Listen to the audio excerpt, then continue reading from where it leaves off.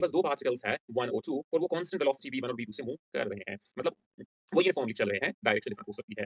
Eight the initial moment मतलब time t equal to 0 पर the radius vectors meaning position vectors are r1 and r2। तो initially वो position vector r1 और r2 पर है। How must these four vectors v1 v2 r1 and r2 be related so that particles collide. तो कहने का मतलब है कि ये जो 4 वेक्टर्स हैं, ये किस तरीके से एक दूसरे के साथ जुड़े हुए होने चाहिए ताकि किसी टाइम के बाद एक दूसरे के साथ कोलाइड कर सके। तो चलिए, आई होप आपको ये क्वेश्चन समझ में आया होगा। तो इसी क्वेश्चन का जो सॉल्यूशन है, वो हम लिख लेते हैं। तो सॉल्यूशन में पहली चीज़ हम ये सपोज़ करेंगे, क्योंकि पार्टिकल्स कोलाइड कर रहे हैं, तो let us suppose that the particles collide with each other after the time t, then both of them would have the same final position vector. कहने का मतलब ये है कि चूंकि ये जो पार्टिकल्स हैं, एक दूसरे के साथ कोलाइड कर रहे हैं, तो मैं मान रहा हूँ कि टाइम t के बाद ये कोलाइड करेंगे। तो जब ये टाइम t के बाद कोलाइड कर रहे हैं, तो इनका जो फाइनल पोजीशन वेक्टर है, वो तो सेम होगा।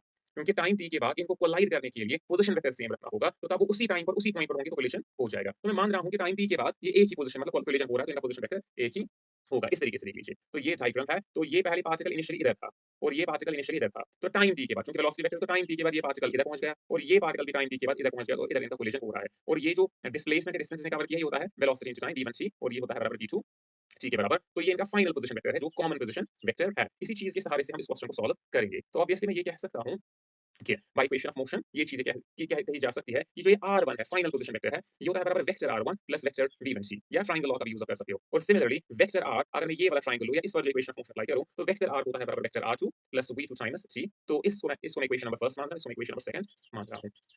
तो चूंकि ये दोनों जो है, ये दोनों चीजें मुझे एक ही पोजीशन वेक्टर को रिप्रेजेंट कर रही है, तो मैं करूंगा क्या, मैं इनको कंपेयर करूंगा। तो comparing equation number first and second, we end up getting vector r1 plus v1c जो मैंने इधर लिखा है is equal to vector r2 plus v2t जो मैंने इधर लिखा है। तो इसी को ट्रांसपोज कर रहा हूं, तो जो ये v2t है, इसको मैं इधर ट्रांसपोज कर रहा हूं और r1 को इधर ट्रांसपोज कर रहा हूं, तो मेरे पास आ रहा है v1c minus v2t is equal to r2 minus r1।